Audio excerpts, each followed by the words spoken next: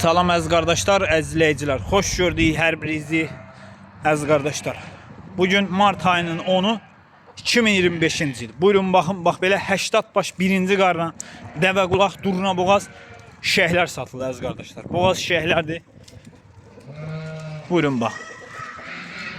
Kimə neçə baş lazımdırsa buyursun, əlaqə saxlasın. Əlaqə nömrəmiz səhifədə qeyd olunur. Ünvan Beyləqan rayonu.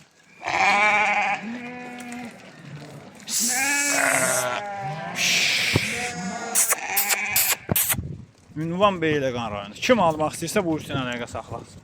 Əlaqə nömrəmiz səhifədə qeyd olunur.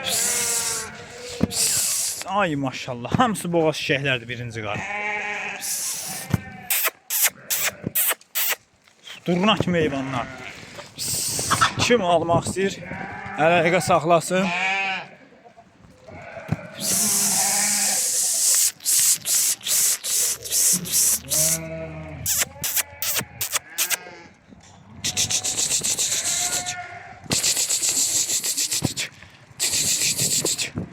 Həştat baş boğaz şəhərdir əziz qardaşlar. Ay maşallah. Durna kimi heyvanlar.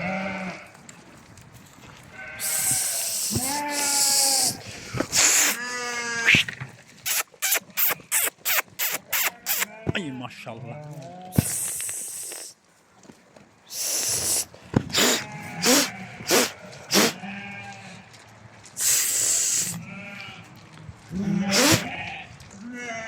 Buyurun bax.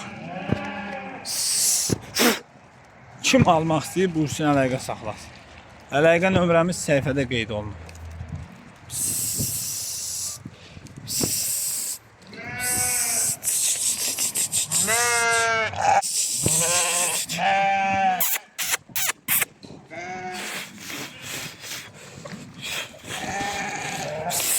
Ay maşallah. Durna kimi heyvanlar bax.